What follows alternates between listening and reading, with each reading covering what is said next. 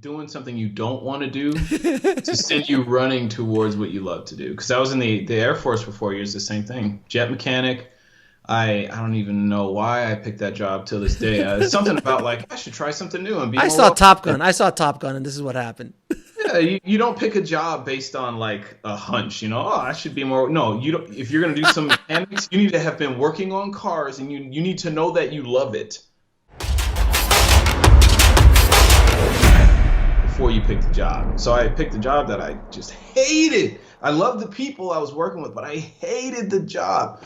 So getting out, you know, it's like this soul deadening feeling where you're spending so much time on something you couldn't care less about. It just like cripples you.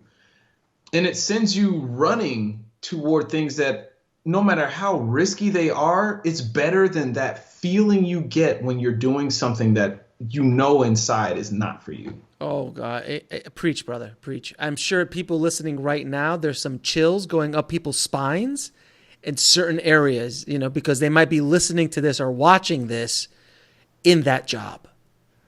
And I hope this energy gets out to you. That if you are in that deadening job and you're saying, "Oh man, it's just because I have to pay the bills," you've got to figure something else out. You gotta. I don't care if you're carving out 10 minutes, 20 minutes a day. You need to find some kind of time to start working toward your dreams and side hustle your skill set. Yeah, you have to. You have to start a side hustle first. Like indie film hustle for me was a side hustle at the beginning. I was doing post in the day and an indie film hustle at night kind of thing. And then slowly but surely that side hustle turned into the main hustle. And now it's the one thing I do. And same thing goes for you. You know, you now you do the same thing with your channel and your platform. And I want to mention this before I forget. And I was having this conversation. I don't remember with who. Might have been me. It was like 18 hours. It could have been. It could have been. We have to change our metrics for success. Yeah, it was with me. Yeah. We have to change how we gauge success, because I think that's an even bigger trap, because with unrealistic expectations out of the gate, you're already hamstringing yourself for what's to come. But isn't that what the industry teaches? They teach the sizzle stories. Yeah, they all they do is sell the sizzle, and all they do is sell, like film schools sell you on, you're going to be the next Spielberg, you're going to be the next Nolan, and the chances of that happening are so nil. But that's okay. There's only so many guys who are going to be able. How many directors get the opportunity to direct a $200 million movie?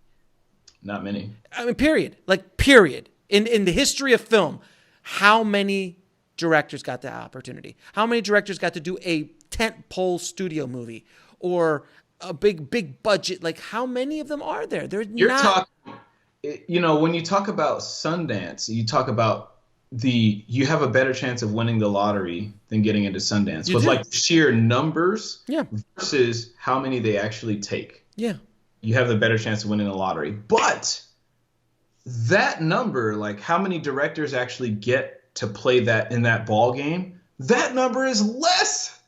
Oh, massively less. You're talking like an infinitesimal fraction of everybody everyone who wants to be a filmmaker and everyone who wants to be a director. Yeah, man, it's ridiculously. You're talking about the cream of the cream of the cream of the cream of the cream. Yeah. Oh, and not even all those guys are good. It's just they've been able to leverage it. But I mean, that's like, it's almost like a pipe dream to a certain extent, you know. Right. But the thing is that I think what we talked about was, and if you don't get there, that's okay. There's so many other ways to be fulfilled in the film industry.